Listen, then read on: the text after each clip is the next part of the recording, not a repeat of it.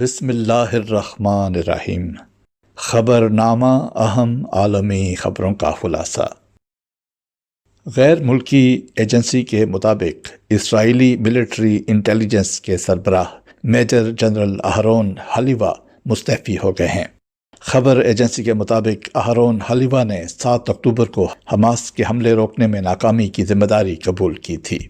اہرون حلیوہ Hamas کے 7 اکتوبر کے حملے کے بعد مستعفی ہونے والی اعلیٰ ترین شخصیت ہیں۔ فلسطین کو اقوام متحدہ کی رکنیت دینے کا مطالبہ کرنے والے ممالک سے اسرائیل ناراض ہو گیا۔ اسرائیلی وزارت خارجہ نے کئی ممالک کے سفیروں کو طلب کرنے کا اعلان کر دیا۔ فرانس، جاپان، جنوبی کوریا، مالٹا، سلووینیا اور ایکواڈور کے سفیروں کو طلب کیا جائے گا۔ اسرائیل کا کہنا ہے کہ سفیروں کو طلب کر کے فلسطین کو رکنیت دینے کی قرارداد کی حمایت پر احتجاج ریکارڈ کیا جائے گا۔ سڈنی کے چرچ میں چاقو کے واروں کا نشانہ بننے والے پادری نے اپنے حملہ آور کو معاف کر دیا۔ حملے سے متاثر ہونے والے سڈنی کے معروف آرتھوڈاکس عیسائی رہنما پادری مار مری ایمانویل کی جانب سے اپنے حامیوں کو مسیح کی تعلیم پر عمل کرتے ہوئے تشدد سے باز رہنے کی ہدایت کی گئی ہے۔ یاد رہے کہ گزشتہ ہفتے سڈنی کے ایک چرچ میں ایک شخص نے پادری پر چاقو سے حملہ کر دیا تھا۔ اس واقعے میں متعدد افراد زخمی ہوئے تھے۔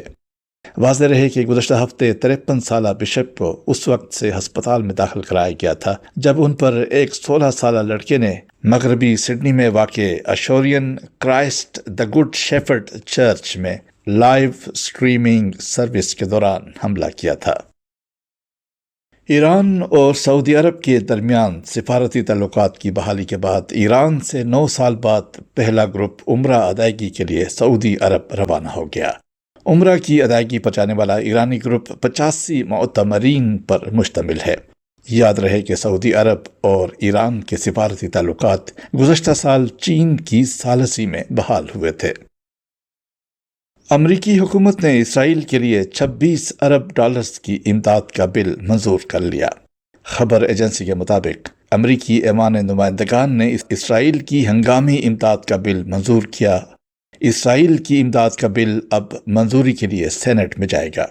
اسرائیلی میڈیا کا کہنا ہے کہ امریکی امداد میں 14 ارب ڈالرز کی فوجی امداد بھی شامل ہے۔ اسی طرح امریکہ نے یوکرین کے لیے 60 ارب ڈالر سے زائد کا امدادی پیکج بھی منظور کر لیا جو اب سینٹ میں جائے گا۔ یوکرین کے لیے امریکی امدادی بل کی منظوری پر شدید رد عمل کا اظہار کرتے ہوئے روس نے خبردار کیا کہ امریکہ کی طرف سے یوکرین کے لیے امداد کی منظوری یوکرین کو مزید تباہ کر دے گی۔ کریملن کا کہنا ہے کہ امریکی اقدام کے نتیجے میں یوکرین تنازع میں مزید ہلاکتیں ہوں گی۔ کینیا کے صدر ولیم روٹو کی جانب سے تصدیق کرتے ہوئے اعلان کیا گیا ہے کہ ملٹری ہیلی کاپٹر گرنے کے واقعے میں کینیا کے ملٹری چیف جنرل فرانسس اوگولا ہلاک ہو گئے ہیں۔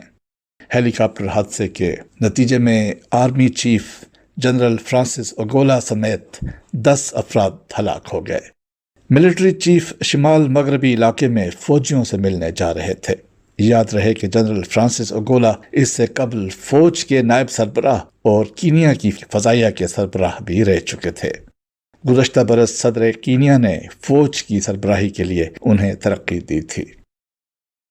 کراچی کے علاقے لانڈھی مانسہرہ کالونی میں وین کے قریب ہونے والے خودکش دھماکے سے متعلق پولیس کا کہنا ہے کہ گاڑی میں موجود 5 غیر ملکی محفوظ رہے، جبکہ پولیس نے فائرنگ کر کے دونوں دہشت گردوں کو ہلاک کر دیا۔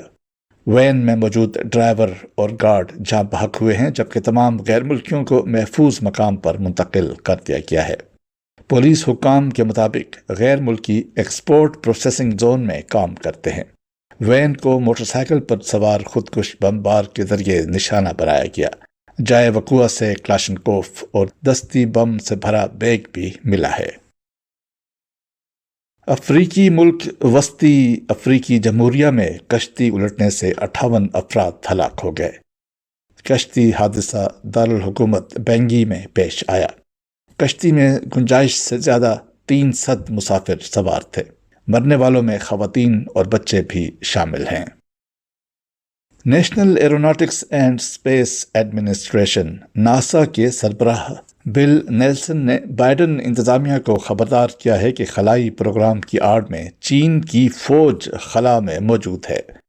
دی گارڈین کی رپورٹ کے مطابق ناسا کے سربراہ بل نیلسن نے بائیڈن کی انتظامیہ میں موجود قانون سازوں کو آگاہ کیا ہے کہ چین نے خلا میں پچھلے 10 سالوں کے دوران بہت خفیہ انداز میں غیر معمولی پیش رفت کی ہے۔ انہوں نے یہ دعویٰ کیا ہے کہ چین کا نام نہاد خلائی پروگرام در حقیقت ایک فوجی پروگرام ہے۔ بل نیلسن نے تشویش کا اظہار کرتے ہوئے کہا کہ چین سے ویسے تو یہ توقع بھی ہے کہ اگر وہ چاند پر پہلے پہنچ گیا تو وہ کہے گا یہ ہمارا علاقہ ہے۔ انہوں نے اس بات پر زور دیا کہ امریکہ کو چین سے پہلے دوبارہ چاند پر اترنا چاہیے۔ کینیڈا کی تاریخ میں ٹورانٹو کے پیئرسن ایئرپورٹ پر ہونے والی سونے اور کرنسی کی سب سے بڑی چوری کی واردات کے 1 سال مکمل ہونے پر پریس کانفرنس میں تفصیلات بتاتے ہوئے پیل ریجنل پولیس کے سربراہ ٹیو ریاپا نے بتایا کہ واردات میں بھارتی اور پاکستانی ملوث پائے گئے ہیں۔ گزشتہ سال زیورخ سے ایک فلائٹ سے $22.5 ملین کا خالص سونا اور $2.5 ملین کے غیر ملکی کرنسی نوٹ کا کنٹینر ٹورانٹو پہنچا تو ایئرپورٹ کے اندر کارگو ہولڈنگ سے ٹرک پر لاد کر چوری کر لیا گیا۔ یہ تھا اہم عالمی خبروں کا خلاصہ۔ روزنامہ الفضل انٹرنیشنل، بدھ 24 اپریل سن 2024، صفحہ 8۔